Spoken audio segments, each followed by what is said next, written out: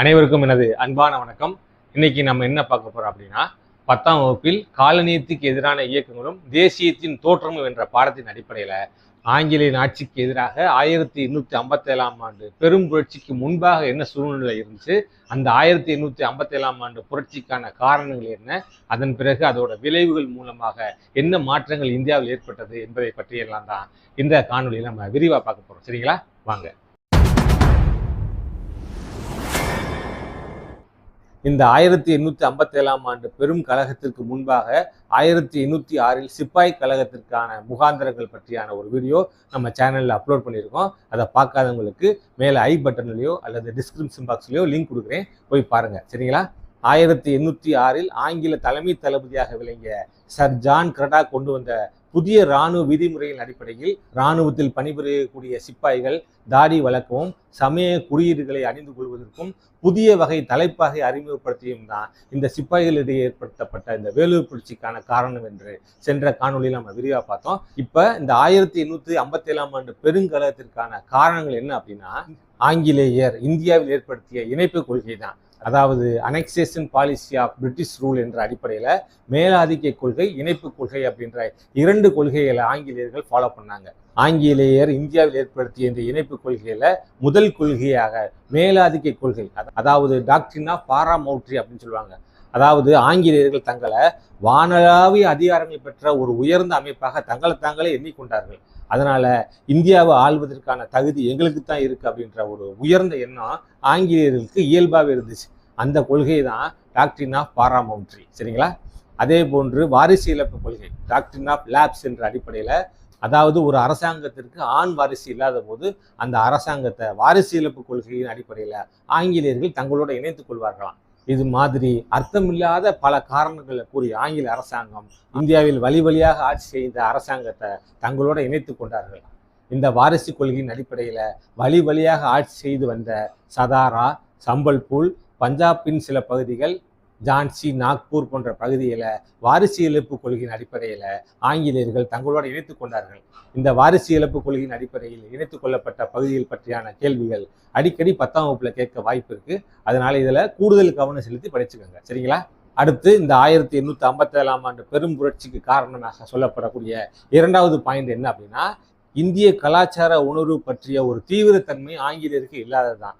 அதாவது insensitivity to Indian cultural sentiments என்ற டாபிக்கின் அடிப்படையில் இந்தியர்களின் கலாச்சார உயர்வு பற்றிய ஒரு தீவிரத்தன்மை ஆங்கிலேயருக்கு இல்லாமல் இருந்தது தான் இந்த 1857ஆம் ஆண்டு பெரும் புரட்சிக்கு காரணமாக சொல்லப்படும். சரிங்களா, இந்த 1857ஆம் ஆண்டு பெரும் புரட்சிக்கு முன்பு 1806 வேலூர் புரட்சியின் போதே புதிய தலைமை தளபதியாக பொறுப்பேற்ற சர் ஜான் கிரடாக் அறிவித்த புதிய இராணுவ விதிமுறையின் அடிப்படையில் இந்திய இராணுவத்தினர் தாடி வைத்துக் கொள்வது, சமய அடையாளங்களான திருநீர் அணிவதற்கு கூட தடை விதிக்கப்பட்டது. அதனுடன் புதிதாக அறிமுகம் செய்யப்பட்ட புதிய வகை தலைப்பாகை விலங்கு தோலினால் செய்யப்பட்டது என்ற ஒரு வதந்தி எப்படி 1806 வேலூர் புரட்சியின் போது ஏற்பட்டதோ அதே போன்ற ஒரு சூழ்நிலை தான் இந்த 1857ஆம் ஆண்டு பெரும் புரட்சியிலையும் ஏற்படுத்தப்பட்டது. இந்த 1857ஆம் ஆண்டு பெரும் கழகம் சிப்பாய்களிடையே ஏற்படுவதற்கு மிக முக்கியமான காரணம் என்னவென்றால், சிப்பாய்களுக்கிடையே அறிமுகம் செய்யப்பட்ட என்ஃபீல்டு என்ற ஒரு புதிய வகை துப்பாக்கிகளுக்கான தோட்டாக்களுக்கு ஒரு கேட்ரிட்ஜ் கொடுத்துருப்பாங்க. இந்த கேட்ரிட்ஜுக்குள்ள பசை நிரப்பப்பட்டிருக்கும். இந்த பசை எதற்காக அப்படின்னா, துப்பாக்கியை பயன்படுத்தும் போது அதன் உராய்வை குறைப்பதற்காக இந்த கேட்ரிட்ஜில் தோட்டாக்களுக்குள்ள பசை தடவப்பட்டிருக்கும். இந்த பசை பசுவின் கொழுப்பு, பண்டியின் கொழுப்பு என்ற ஒரு வதந்தி சிப்பாய்கள் மத்தியில் பரவ ஆரம்பிச்சிருச்சு. இந்துக்கள் பசுவை புனிதமாக வணங்கக்கூடியவங்க, அதே போல முஸ்லிம்கள் பன்றி இறைச்சிக்கு தடை விதித்திருந்தாங்க. இந்த தோட்டாக்கள் நிரப்பப்பட்ட இந்த கேட்ரிட்ஜ்களை வாயால் கடித்து திறக்க வேண்டிய சூழ்நிலை அங்கே நிலவியது. இந்த துப்பாக்கியை பயன்படுத்துவதற்கான முதல் எதிர்ப்பு மார்ச் 29 அன்று நடைபெற்றது. இந்த புதிதாக அறிமுகம் செய்யப்பட்ட இந்த என்ஃபீல்ட் ரக துப்பாக்கியை பயன்படுத்துவதற்கான முதல் எதிர்ப்பு மங்கள் பாண்டே என்ற சிப்பாயின் மூலமாக வெளிப்பட்டது. இந்த பசை தடவிய குண்டுகள் நிரப்பப்பட்ட கேட்ரிட்ஜை பயன்படுத்த மறுத்து மார்ச் 29இல் மங்கள் பாண்டே என்ற சிப்பாய் ஐரோப்பிய அதிகாரியின் கட்டளைக்கு கீழ்ப்படிய மறுத்து ஐரோப்பிய அதிகாரியை தாக்குகிறார். அதன் பின் கைது செய்யப்பட்டு சிறையில் அடைக்கப்பட்ட மங்கள் பாண்டே நீதிமன்ற விசாரணைக்கு பிறகு தூக்கிலிடப்படுகிறார். இந்த நிகழ்வுக்கு பிறகு சிப்பாய்களிடையே கீழ்ப்படிய மறுத்தல், கலவரம் மற்றும் ஆங்கிலேயர்களின் சொத்துக்களுக்கு தீயிட்டு கொளுத்துவது போன்ற நிகழ்வுகள் சிப்பாய்கள் மத்தியில் அடிக்கடி ஏற்படுத்தப்பட்டது. அதன் பின் அம்பாலா, மீரட், லக்னோ போன்ற பகுதியில் உள்ள சிப்பாய்கள் ஆங்கிலேயருக்கு எதிராக கீழ்ப்படிய மறுத்து பல இடங்களில் கலவரங்கள் தொடர்ந்து நடைபெற்றுக் கொண்டிருந்தன. அதன் பின் 1857 மே 11 அன்று மீரட்டிலிருந்து டெல்லி செங்கோட்டையை நோக்கி சிப்பாய்கள் அணிவகுத்து சென்றபோது அவர்களுடன் ஏராளமான பொதுமக்களும் கலந்து கொண்டு ஆங்கிலேயர்களின் ஆட்சிக்கு முடிவெட்டப் போவதாக கோஷமிட்டு கொண்டு முகலாய மாமன்னரான 2ஆம் பகதூர் ஷாவை இந்துஸ்தானத்தின் மாமன்னராக பிரகடனப்படுத்துறாங்க. மக்களின் பேர் ஆதரவு முகலாய மாமன்னரான 2ஆம் பகதூர் ஷாவுக்கு இருந்த பொழுதிலும் ஒரு தயக்கத்தோடுடனே தான் அவர் இந்துஸ்தானத்தின் மாமன்னராக பதவியேற்றுக் கொண்டார். அதன் பின் ஒவ்வொரு இராணுவ குடியிருப்பிலும் ஆங்கிலேயரின் ஆட்சிக்கு எதிராக கிளர்ச்சிகள் தொடர்ந்து நடைபெற்றுக் கொண்டிருந்தது. பஞ்சாப், வங்காளம் தவிர மற்ற இடங்களில் உள்ள ஆங்கிலேயரின் ஆட்சி காணாமல் போனது. ஆங்கிலேயர்களின் ஆட்சியில் பாதிக்கப்பட்ட அரசர்களும் நவாப்புகளும் சிற்று அரசர்களும் ஜமீன்தார்களும் ஆங்கிலேயரின் ஆட்சிக்கு எதிராக போராடுவதற்கு இந்த கிளர்ச்சி ஒரு மேடை அமைத்துக் கொடுத்தது என்றே சொல்லலாம். இதன் அடிப்படையில் பேஷ்வா மன்னரான 2ஆம் பாஜிராவின் தத்து பிள்ளையான நானா சாஹிப் கான்பூர் என்ற பகுதிகளுக்கு தலைமை தாங்கினார். பேகம் ஹச்ரத் மஹால் லக்னோ பகுதிகளுக்கு தலைமை தாங்கினார். கான் பகதூர் பிரைலி பகுதிகளுக்கு தலைமை தாங்கினார். இதே போல ஜான்சி பகுதியில் ராணி லட்சுமி பாய் ஆங்கிலேயர் ஆட்சிக்கு எதிராக வீரத்துடன் போராடி வீர மரணம் அடைந்தார். அதன் பின் ஆங்கில அரசாங்கம் கடுமையான இராணுவ சட்டங்களை இயற்றியதன் மூலமாக இந்த புரட்சிக்கு மையமான ஒரு தலைமை இல்லாத சூழ்நிலையில் ஆங்கில அரசாங்கம் இந்த புரட்சியை கட்டுக்குள் கொண்டு வந்தது. சிப்பாய்களிடையே இருந்த ஒழுக்கமின்மை, ஆயுத பற்றாக்குறை, உதவியாளர்களை ஒருவருக்கு ஒருவர் காட்டி கொடுத்தல் மற்றும் ஒருங்கிணைந்த தலைமை இல்லாததான் இந்த 1857ஆம் ஆண்டு பெரும் புரட்சி தோல்வியில் முடிவதற்கான காரணமாக சொல்லப்படுகிறது.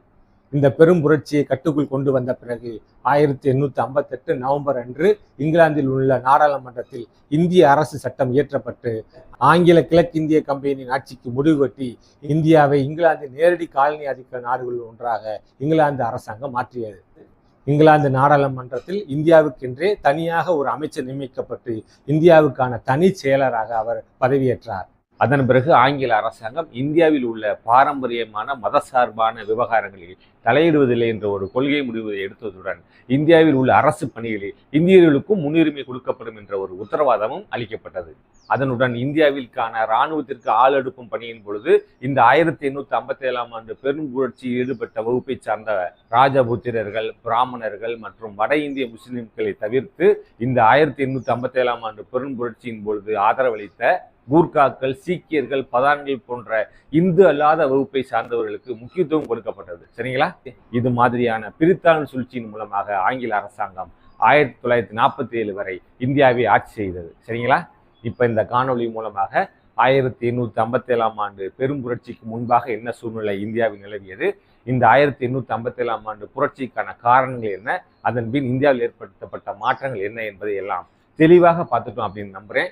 இந்த 1857ஆம் ஆண்டு பெரும் புரட்சி தொடர்புடைய பல்வேறு கருத்துக்கள் போட்டித் தேர்வுகளில் அடிக்கடி கேட்க வாய்ப்பு இருக்கு. அதனால இந்த டாபிக்ல நான் சொன்ன விவரங்களை எல்லாம் ஒரு முறைக்கு இருமுறை பார்த்து தெளிவாக புரிஞ்சுக்கோங்க. சரிங்களா?